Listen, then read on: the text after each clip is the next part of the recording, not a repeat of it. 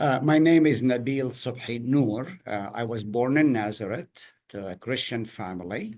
And often people ask, well, when did you become a Christian? I was born a Christian into a Christian family, realizing that in Israel, before the Middle East conflict, Jesus was there. He wasn't born in Nazareth, he was in Bethlehem, but I grew up in the same town. I was there for 3 years and then moved to Haifa. And I was raised as a Catholic, went to parochial school, studied, and was educated that way. And then I migrated to the United States of America in 1972. When I came here, I did not know English very well, maybe a few words.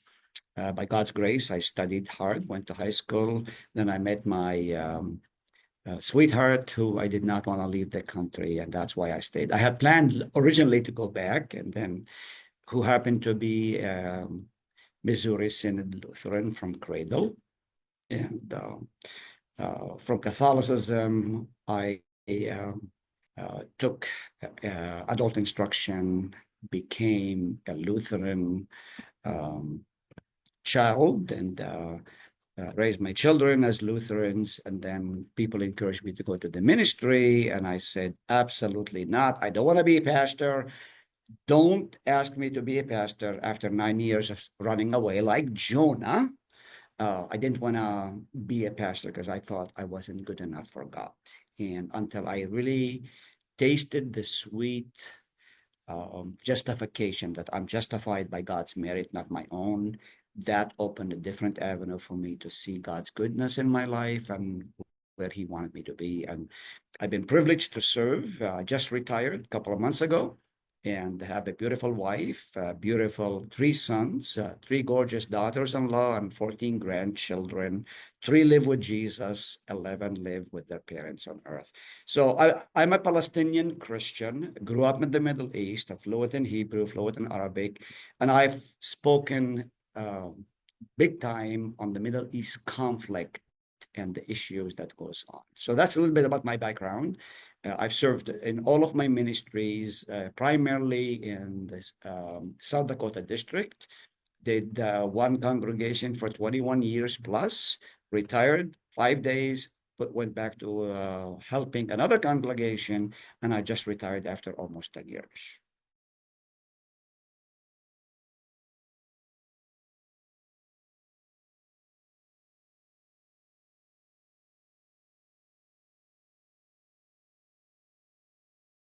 Again, the Middle East has always been in conflict.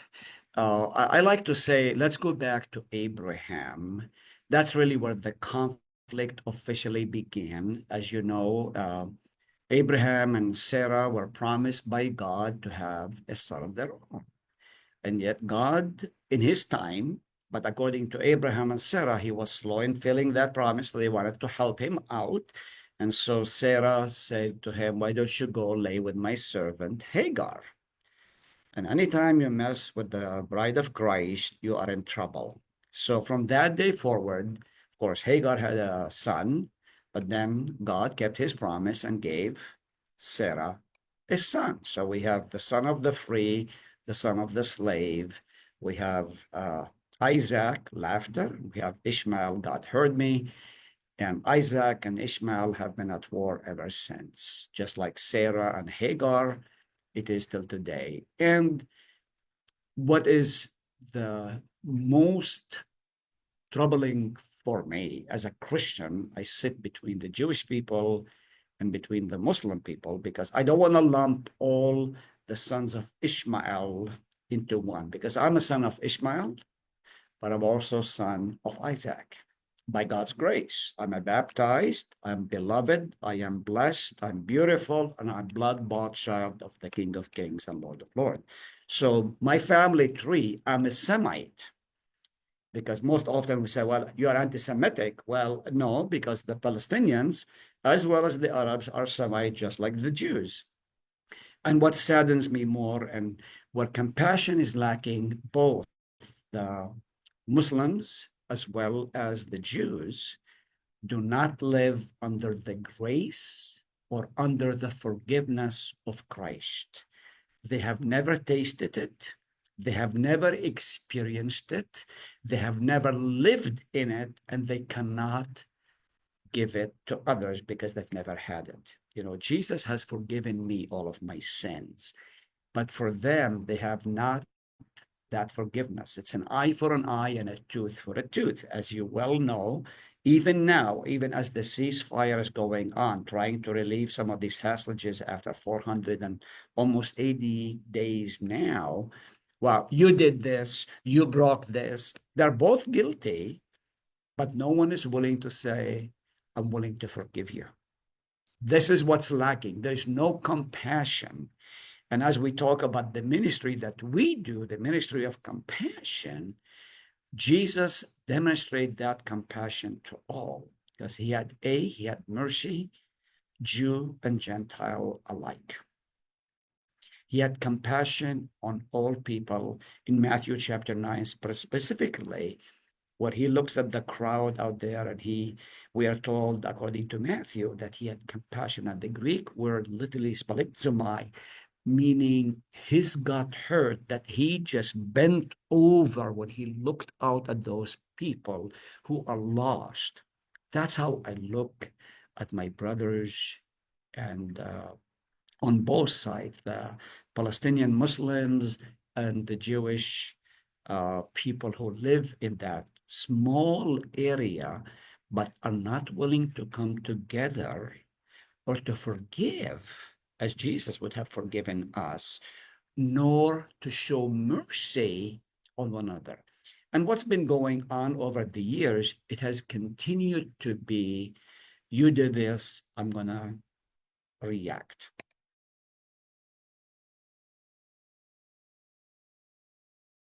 Well, I thank you for doing that and asking that question. And here is the one thing I really want to highlight and emphasize. I just came back from the March for Life in Washington, D.C., and it was a wonderful event, really wonderful event. And I was flying back on the plane. I was thinking, we talk about the mercy that we want to show people about God's grace and how does through I'll put it this way, from an Eastern man talking to a Western man with the knowledge that I have, specifically as I was reflecting on the March for Life, is the fact that in my language, a womb is called Beit Rahim, and literally the house of mercy. Think of that. God places a cell, a sperm and an egg, and under the banner of that house, there is mercy. A mother will do everything to protect that child. That's mercy. That's living together, the calling that God has given to every woman to be a recreator of his divine image, because he made man in his image, and we recreated through by God's grace. And as I think about that womb, and we think what has transpired in the United States of America, over 60 to 65 million babies have been destroyed, mutilated, murdered, botched up, whatever term you want to call it, Holocaust, all of those fit. And they have no concept of what that mercy is. So how do we reflect that issue across the board, both for the Jewish people as well as for the Palestinians? Is that most American evangelicals only want to support Israel. How many times have you seen commercials? Graham is on that, many others. We want to send $45 a month to feed the Israelites. I have not seen that for the Palestinians. And that's a dichotomy. And that's why the tension is so high, because they don't see that happening. It's almost like we are favoring one child over another. That's where mercy comes for you and me. Through the lens of the gospel, we reach out to both. I want my brothers who do not know Jesus but are Jews, and the Muslims who only know Jesus by name, but don't believe in him, to come to know that through him alone there is mercy, there is compassion, and there is love. Because without Jesus, even if you have the whole world, if you have the freedom that we can come and go as we choose, we do not have the freedom of the gospel that sets us free. And in my own particular life, to me, like Luther, once I learned that I don't have to do anything to atone for my sin, it's like somebody took the weight of the mountains off my shoulder. And that's what is lacking in communicating that for our brothers across the world who do not know life without Jesus, because they have no forgiveness, they have no mercy, they have no compassion. At one time, if I did not like you and I was growing up as a Palestinian, I wanted to hurt you. I was going to give you a knuckle sandwich fast and furious and forever. But now, by faith, I look at you, I feel sorry for you because you don't have what I have. And there's nothing in this world, not bombs or bullets or bloodshed or anything, that can take the blessings of God from.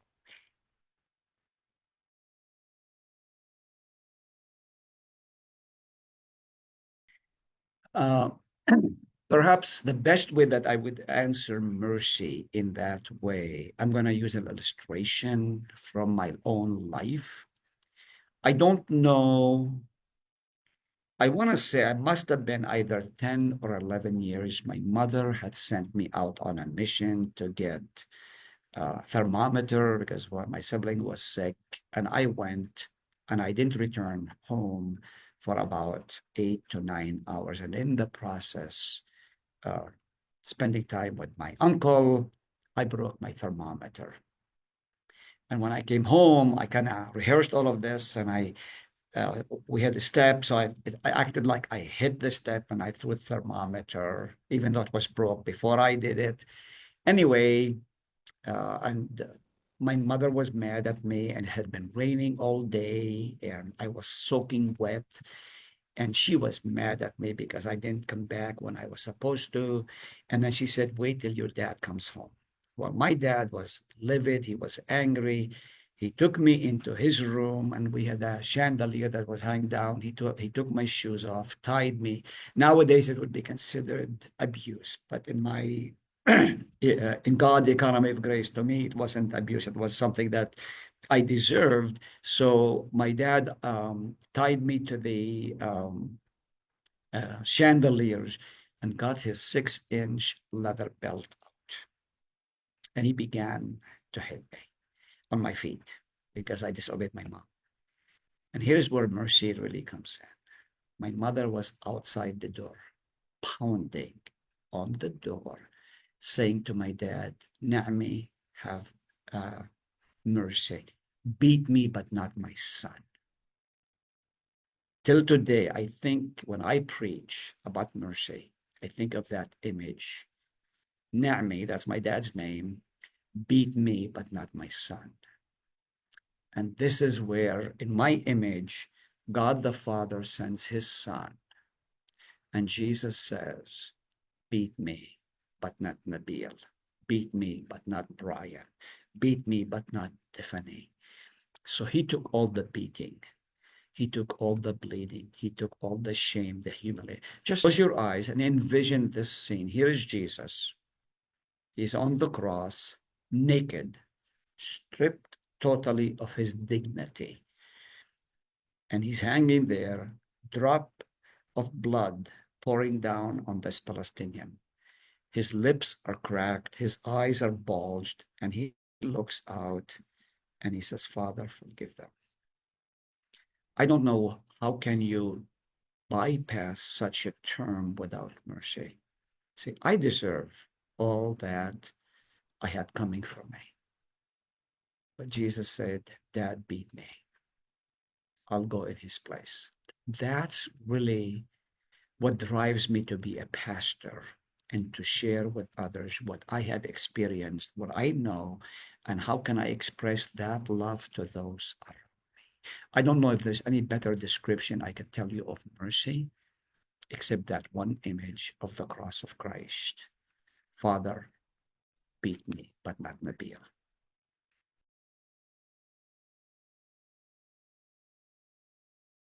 Well, uh, again, I'm going to speak from my own personal experience as a Christian Palestinian Lutheran Church Missouri Synod. I think the number one with reconciliation, you cannot reconcile a world to a world. You reconcile one soul at a time. We grow one soul at a time. You don't change a whole village, but you change a child of a village. So to be reconciled, Jesus has given us the means by which we can do this through his word, right? It says in Matthew 18, if your brother sins against you, go and talk to him one-on-one. The idea is that I would take the time to visit with you. When we do that, we open the door for communication. But if I stand behind a wall with a stick or a rock or a bullet or a cannon, we're not going to reach that reconciliation. It isn't any different than in the parish. If there's something wrong between the pastor and the people, he better not go outside and talk to his colleagues and say, I have problems. No, let's sit together, you and I. What did I do to you? How did I hurt you? Can you explain that? And then, of course, as soon as we discuss this, right away we talk about forgiveness of sins. I remind them that they are forgiven. Justification is different than sanctification. Justification, I have been cleared up of all of my guilt. And so, in order for me to reconcile with the Jewish people, I have to look them in the eyes through the lens of the gospel and the lens of Jesus. So I'll share another story. So in Israel, before 1948, my grandfather was well-to-do. He had much land, much cattle, camels, sheep, goats, and everything. And all of that was confiscated because my grandfather thought the Jewish people were going to come after him. He went to Lebanon for, he thought would be one night and come back. He never did come back. And all the property, all the camels, everything was taken. Even though we had paper to prove that we had it, it's all gone. So I can do one of two things. I can now say, I hate you for taking all of this property. Or I say, yeah, how can we work to make peace between the two of us? And only the peace of Christ can make me move to do this thing. Do I like what has happened to me? No, I don't. Does my mom, when she was living, did she like it? No, she didn't. But we can reconcile to say, okay, you did this for me, I forgive you. If we do not forgive, it becomes a poison, a boiling pot. I'm reading right now a book on forgiveness. What happens when you don't forgive, written by Mark Ruckenbach and Ted Colbert. It's a wonderful book, and I recommend it. And in that book, it talks about scenarios. How do you overcome the most difficult obstacles? How do you reconcile? It's forgiveness. And as I often say to my pre-marriage counselor, what makes a successful marriage, it's not because you have a perfect husband or a perfect wife or a perfect marriage or a perfect home or a perfect church, because you have a perfect savior. But also, to make a marriage successful, you need two forgivers. Because if you do not forgive, you're going to have grudges. We have to let go of the past because there's no one that can live and say, I have not sinned except Jesus. And yet, even Jesus was willing to forgive. And I love what Luther said. He said, we are little Christs to the world. My aim and goal is to make your life better by letting the gospel light shine. My aim is to make you happier, to know that I hold nothing against you. Even though you may not see things the way I do it, I'm going to still love you because you have been redeemed by God's precious crimson blood. That's the beauty of what we as Lutherans teach and proclaim and communicate to others. We let them know the love of Jesus through word and through deed.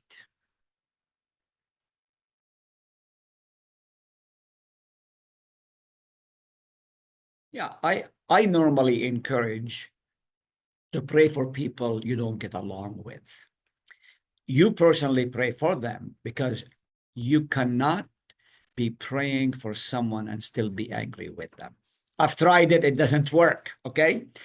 And so it is imperative for us as faithful followers of Jesus to pray, Lord, take that wall of animosity between me and that other person. Again, you cannot pray for the whole country of Israel. You cannot pray for all the people of Gaza. You cannot pray for all the people of Hezbollah, even though we are called to say, Lord, help us during this conflict. But you pick one or two people that you specifically pray for them.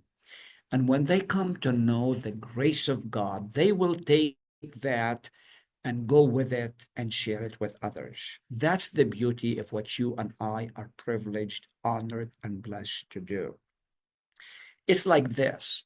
Are you married? Okay. So when you gave your wife to be a ring, you told her you are committed to be her husband, right?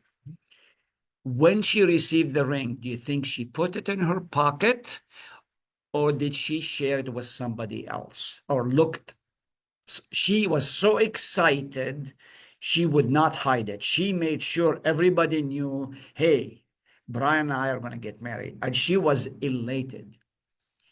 If we think of that person as part of the bride of Christ, and Christ's blood, Christ's broken body is for that person, how can we not pray for that person or for that person? They may not be theologically what I'm at.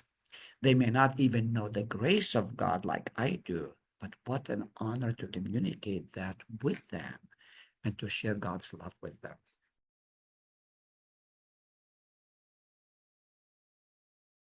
One of the greatest things that God has given to us, at least in the West here, you have the freedom more than what I did growing up in Israel. Remember, I'm a Palestinian. So at any time I could be walking down the street and I could be pulled over.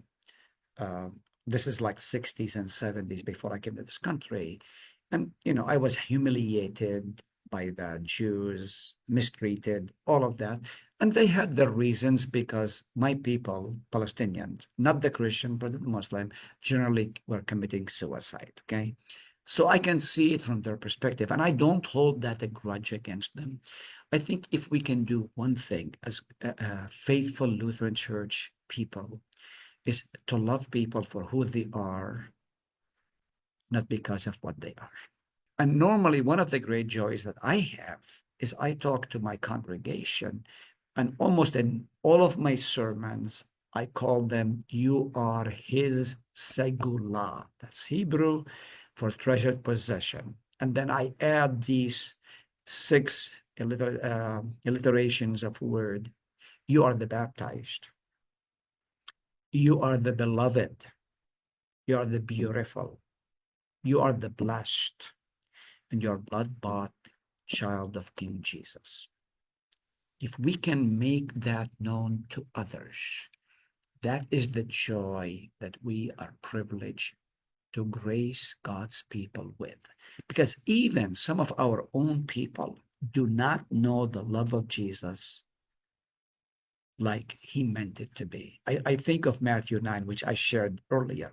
Just think of Jesus. He's looking over the whole landscape and he sees all of these sheep. They're lost, wandering. And Jesus has compassion. God moves us to be in the mission field. And thank God for all the mission that we are working. Our life together, mercy together, compassion together, love together, life together is so much sweeter when Jesus is in it.